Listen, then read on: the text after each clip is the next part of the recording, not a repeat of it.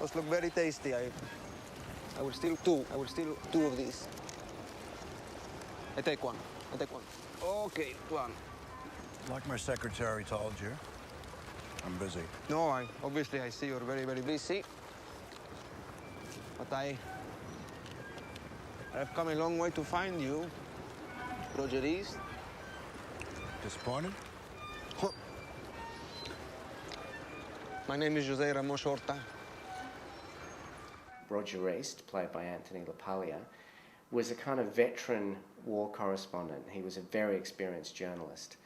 And the young Jose Ramos-Horta, who at the time was 26 years old and would one day go on to win the Nobel Prize and become the president of his country, came and found Roger East and said, come to our country and tell the story of what is happening here, and also find out what's happened to your comrades, your fellow journalists who 3 weeks before had disappeared. All over the world there are people who knew Roger East. He left his mark wherever he went. He was more or less the completely forgotten sixth journalist of the whole Balibo incident. Roger East had, he'd covered incredible things in his life. He'd been in South Africa where he'd covered apartheid, he'd been in America, he'd covered the civil rights movement, he'd run an English language paper under Franco. Yeah. You look at all of his writings and all of his work, he cared for countries and individuals that were repressed, oppressed. He wasn't like, a superhero at all. He was a very flawed human being.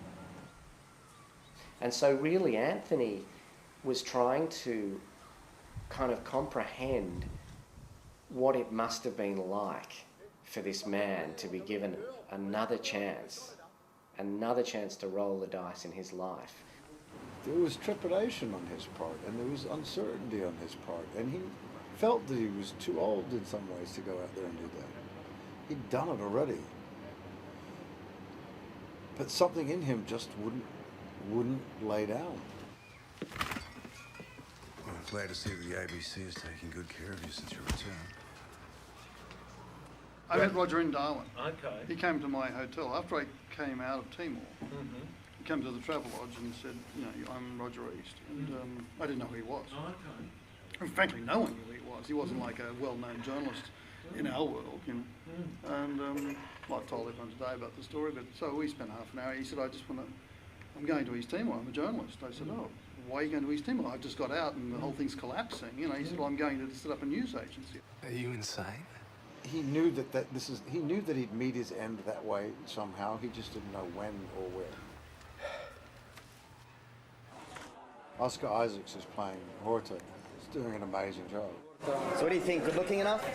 Yeah, very good looking. Yeah? Very good looking? Good. That's what he was saying before. No? Jose Ramos-Horta was born in Dili, East Timor. His father was Portuguese, his mother East Timorese. And very early on, he had a kind of anti-authoritarian bent.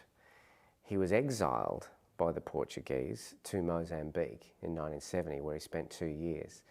And it was there that the politics that drove his quest for independence really formed.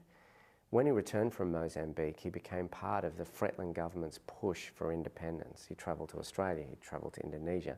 They appointed him as their foreign spokesperson in these countries. And so it was inevitable, just before December the 7th, 1975, that Fretland, from all of the members of their government, would choose Ramos-Horta to send to the United Nations to argue their case for independence. I just had to go by the script and by video and listening to his voice, and it's kind of an amalgamation of what he may have actually been like and what the purposes of our story, what he needs to be, and also the symbol of what he represents. I don't think anybody's tried harder to bring attention to genocide that was going on in their country as it was happening as he did, and get nowhere.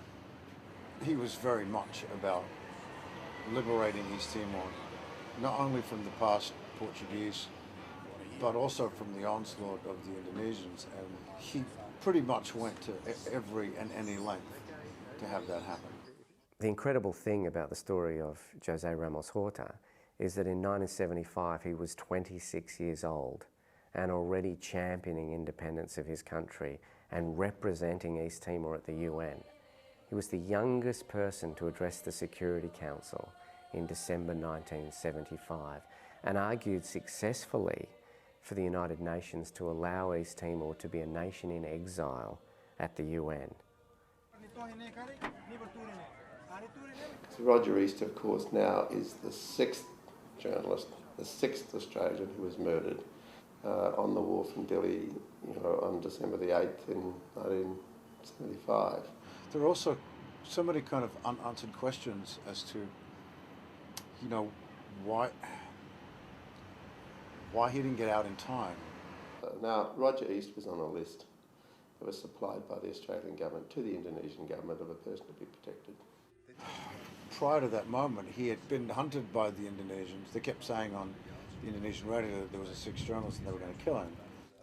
He was supposed to go up to the hills to avoid being captured by the Indonesians, but he was still right in Dili. Ramos-Horta actually said to me that although the Balibo Five's deaths have troubled him, the death of Roger East has weighed more heavily, because it was there in Darwin that he invited Roger East to come up and run the East Timor News Agency.